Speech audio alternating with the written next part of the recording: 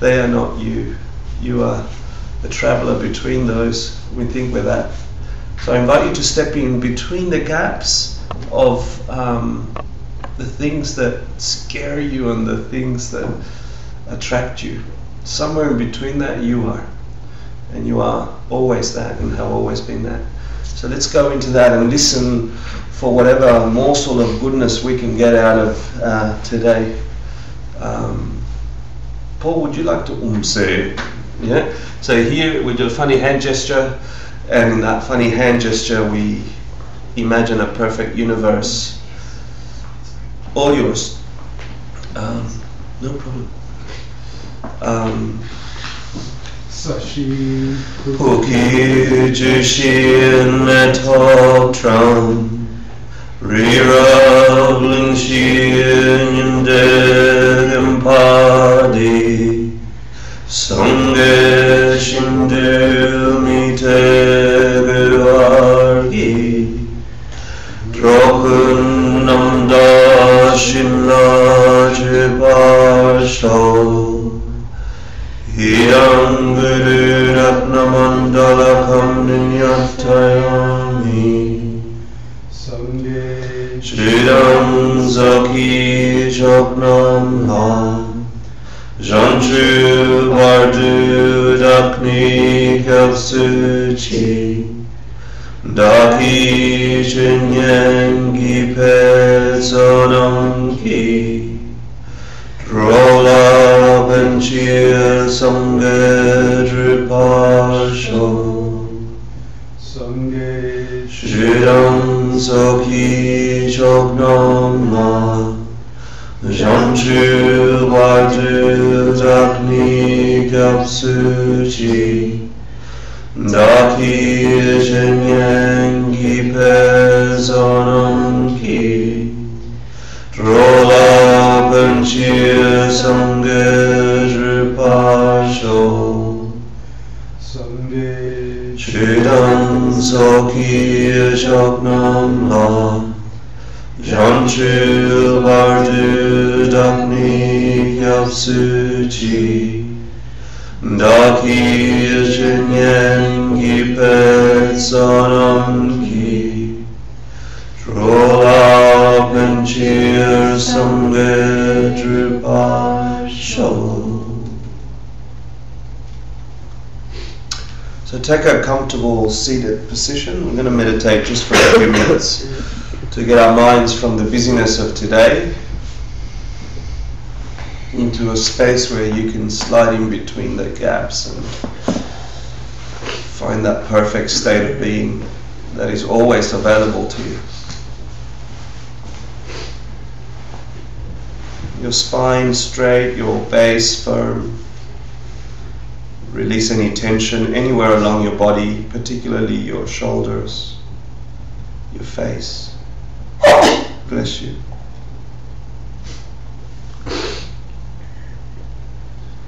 And begin to bring your mind's focus, the attention of your mind begins to go on the sensation of breathing through the nostrils.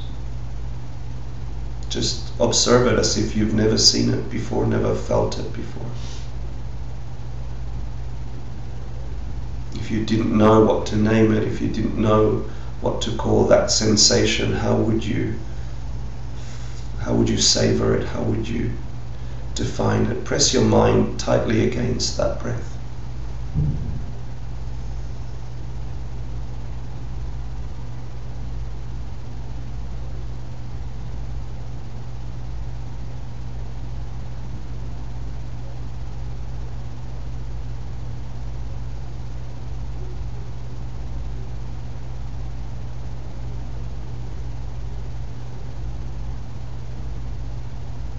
If your mind wanders to any other thoughts or sounds or sensations of body, it's okay, just watch that. But when your mind remembers, bring it back to the breath quite gently. Be gentle with yourself. And in that recognition, be happy that you have brought it back and focused your mind. This is meditation.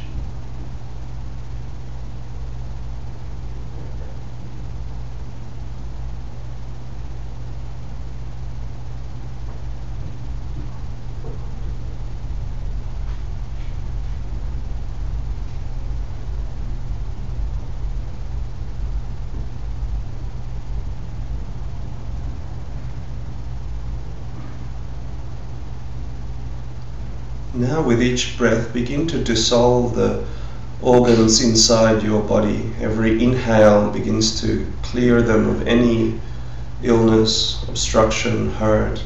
In fact, any solid appearance, they begin to disappear, get translucent, until after a few inhales, the entire inside of your body is a deep, deep blue sky, vast and large. Infinity is in your side.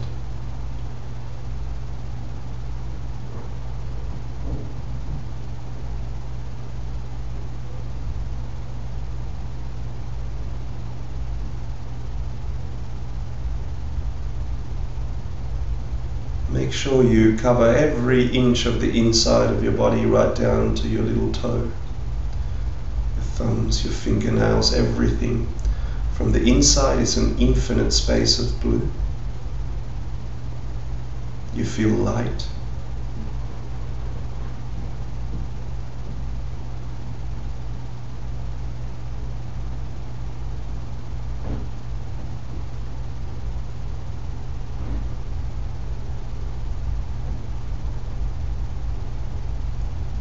And then recognizing the emptiness of all things, begin to observe with every exhale this very world you're sitting in. If you were the center of this universe, with every exhale begin to transform it to the most beautiful and precious experience. It doesn't have to be a building. You could be at top of a mountain. These do not have to be people. They could be the most angelic forms and messengers. Every sensation is a dharma, a message of wisdom. Every sound is the voice of wisdom and compassion.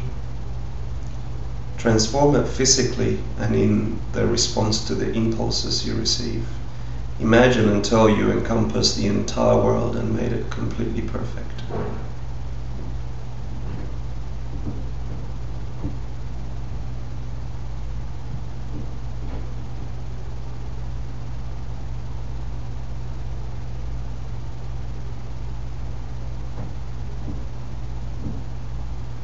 Every landmass, every ocean to its depth, all of it perfect. No suffering, just bliss.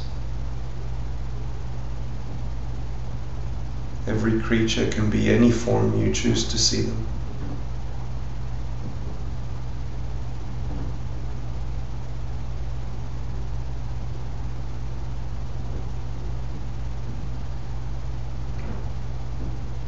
Begin to see the inside of your heart.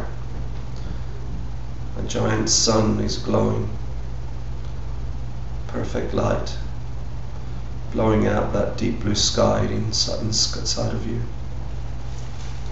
It bursts out at your every pore in your skin and covers this world in golden light.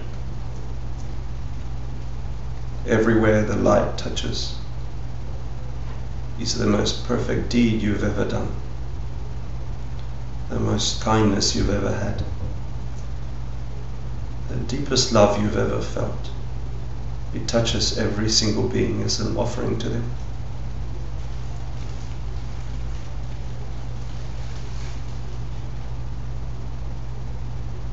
Allow your heart to feel a deep joy for connecting and offering to every living thing on this planet and beyond. Those you can see and those you cannot see.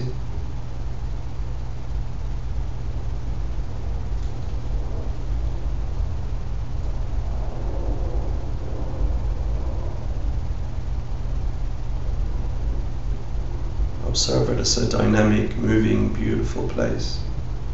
Kindness upon kindness is exchanged.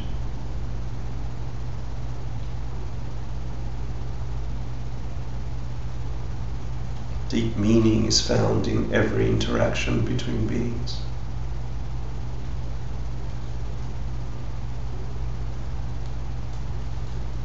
Whenever beings meet, there's nothing but love and admiration for each other.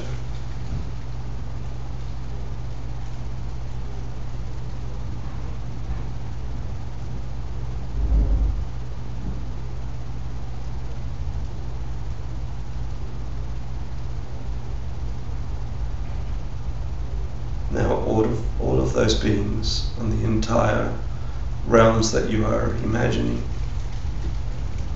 invite your teacher or teachers to come, and they gather in front of you.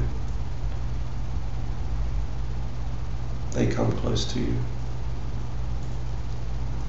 They love you, and you love them.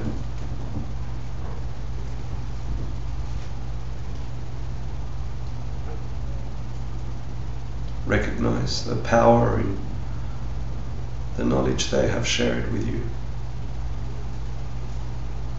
the freedom available to you and from you to all others. And in that, ask them to stay close to you.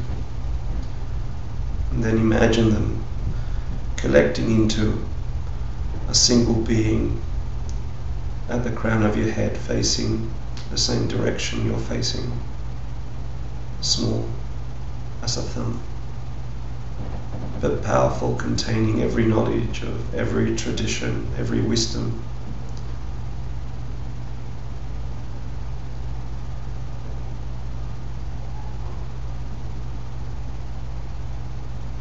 Bring your attention back to your heart, and when you're ready, you can open your eyes.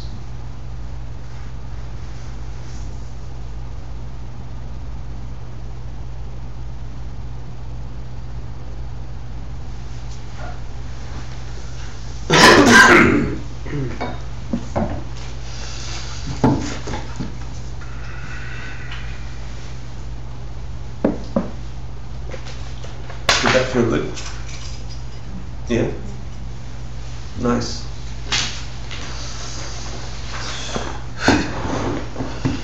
Okay, so we're on class 10 of course 5. We've got one more class to go, which is class 11. And then we will have class 12. I know I usually don't attend class 12. I usually chicken out, run away, and let you do your quizzes on your own.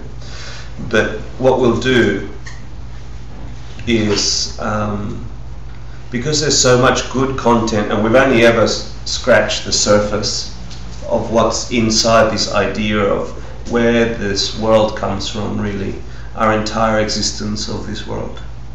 We've only just scratched the surface and not really allowed ourselves to dig in deeply and work with these ideas with enough time to observe results or to come to logical conclusions about the content. So what we will do is we'll do one more class about purification next week. This week is all about making a karma powerful. So by this stage in the Abhidharma Kosha, which is the book we're studying, the end of chapter 4, Master Vasubandhu has said, okay, you get this idea, you understand karma now. I've given you all the hundreds of divisions that were found in the sutras on what is karma, what is all the fine workings I can give you. It means this, it produces that, it takes this time, this is how you prioritize, this is the kind of person, this is the worst you can do, this is the best you can do, etc., etc., etc. What we haven't, and where are they stored, how do they move forward, how do they grow, how do they build energy? We're building this 3D image of this concept. And so by the end of chapter 4, he's finished explaining all that. And he says, okay, assuming you now have the manual on how to operate this universe, which is through understanding karma, now you don't have much time. How do you don't have much time with this form, with this body. It's by the time you get to really get the flavor of karma, you're either old or something horrible's happened to you, and then you're interested in, okay, things aren't working normally. Is there any other philosophy, idea, or how you grasp onto, how do I fix this thing? I don't understand how it works. Yeah.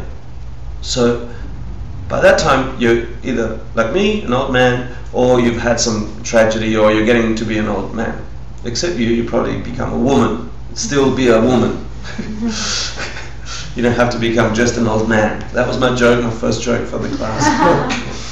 Thank you, Paul. Do you have a choice? You don't have a choice whether I tell jokes or not. That was my second joke for the class. So by this point, Master Vasubandhu starts explaining, with this little time you have, with this little time of not just physicality, your mind goes as well. If you think about, have you been sane in your entire existence? Really, have you had moments of mental clarity where you got things and are clean of feeling frustrated or wanting too much or disliking or have you been sane in the entirety of your life? I can say there's not many periods of my life where I've not been overrun by work and relationships and parents and family and finances and have I had time to be sane? Not much. So in the little tiny time we have left, mental clarity, which you all seem to have, and physicality, the capacity to use this vehicle, this body, to practice something. He says, learn how to make a powerful karma. Because you can't do everything. If you've read all the lists in the Abhidharmakosha that we've covered so far, there's so much to do. You've got to find the highest object. You've got to find there's so many instructions to make a great karma. You can't possibly go and serve all the sick and go and look after your mum and your dad and keep your 10 non-virtues or any other vows that you have and maintain a job and appear and So how do you prioritize? How do you get most power out of the 3 gateway action that you have going on in your existence? What are the things you say? What are the things you do? What are the things you think? What's the most powerful? So that's what we're going to talk about today. Yeah. So I think that's exciting. And then what we haven't covered so far is if in your pool of karma, your pool of what's potentially going to become your reality from now on, because that's stored inside of you somewhere. It's not out there somewhere. You have already encoded in you what the rest of your life looks like and the life beyond. It's already in there. And what you do right now can alter that in a good way or a negative way. He's saying, let's figure out how to channel that to a positive. But what we haven't done is, as we do that, what if the dark negative forces inside of you, any karmas that you have done that are not nice, that must produce a suffering for you, how do you break them? How do you short circuit them? How do you purify them? So this is a very logical, very clean explanation of, okay, you've got a storehouse of potential universes that you will be in. From now till infinity, it's already, your mind is full of this already. Yeah? Even if you didn't plant another karma, you've already got eons of life. Just the experiences in this life, you've got them growing in your consciousness. And there's a bunch of good ones, and a bunch of dark ones, and a bunch of neutral ones. So he's saying, what we're doing in the next 2 classes, from Master Vasubandhu and a little bit into Majjhimika Prasangika, we're going to say, well, how do you get really powerful in your karma? Positive karmas. And then how do you start chopping down some of your biggest obstructions? So I invite you to think, I was thinking about it on the way here today. What is the biggest thing that blocks you from being happy? From just being present, from loving? From just seeing another person and saying, you're beautiful. What's the biggest thing? And usually you don't know. It's blind to you, because you do it so much. And it's like you see it out of the corner of your eye, and then when you turn to look, it disappears. It's that kind of feeling. You know that there's something. And then when you see it, it's like, oh, I knew that always. What's that one for you? What's that main flavor that you bring to things? And I would invite you next class to look at the purification class to attack that one. And then work for a month or 2 or 3 and then see how beautiful your world changes. Because it's not changing out there. It changes from cleaning the things inside. It really does. It's an instant of shift. If you've ever had a shift from being down and horrible and negative, and then someone says a word, and all of a sudden the way you've interpreted everything was mistaken or was wrong, or it disappeared quickly and it didn't really happen out there. Something inside you shifted. So this is what we're going to do this week. This week we're figuring out how to make the most powerful karma. So what that means is we're gathering the forces inside our kunchi, remember our storehouse of karma. We're gathering those forces and bubbling up the positives to the top, and then keep planting more of those so we overrun the negatives. That's all Buddhahood is, by the way. And then we'll grab some of the negativity, the ones that mainly obstruct you, and only you know by bumping into them over and over what they are. But they are what occupy 60-80% of your mind and your time. You know, I'm always broke, or I'm always finding the wrong partner, or I'm always getting sick, or you know, whatever it is, you feel it, you know what it is, and it's got this flavor. It's not real out there in the sense that it's independent from you. You can shift them. Now, in fact, I'll tell you a story of a beautiful friend of ours whose father had cancer.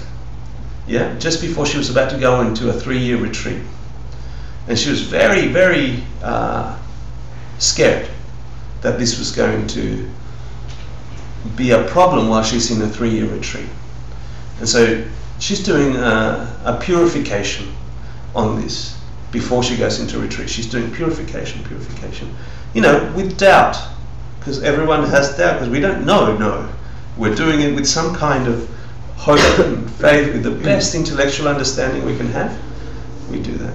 And so she's doing some kind of purification, and not long before she actually goes into retreat, which she thought was going to be a short retreat, she gets her father gets a message that he had been misdiagnosed, that it wasn't cancer at all.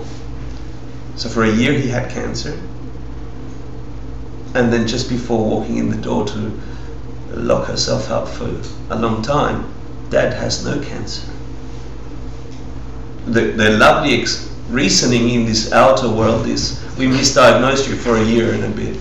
All the medicine and all the chemo and all the other, it wasn't necessary. It's something else. He's going to be okay. He can go into retreat.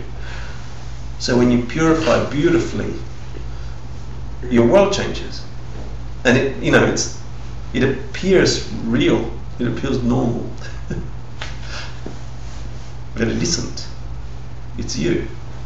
So I hope we can do that in the next hour and a bit. It looks like a lot of content, but but it is a lot of content. Here we go. Any questions from the last couple of classes? I'm not going to review too much today. Do you want to do your quizzes and homework while I review? I'll review last class, which was the 5 heinous, so how do you say heinous deeds? Heinous. I'm ethnic, it's okay. So the five immediate misdeeds is also a way to say. So in last class we talked about some horrible things, and the class before we talked about some horrible things as well. So last class we talked about, out of all the karmas you can do, these 5 things could cause an immediate result that of the most horrible proportions. Yeah? So what are they in the normal order of presentation? I don't know about normal order, but The order they're presented in the Abhidharma. Killing your mother. Killing your mother. Father. Killing your father. Killing an arhat. Arhat or an Arya. Yeah. Arhat, sorry. Someone in Nirvana. Yeah. Dividing the Sangha. Dividing the Sangha, or yeah, causing a split, a schism in the Sangha, yeah. And? Taking blood from a Buddha. Yeah, drawing blood from a Buddha with evil intent. Yeah. So if you're the doctor, you can do it. Okay. I don't want to go too much into them because I did that last week. Why are they immediate? Why are they called immediate misdeeds?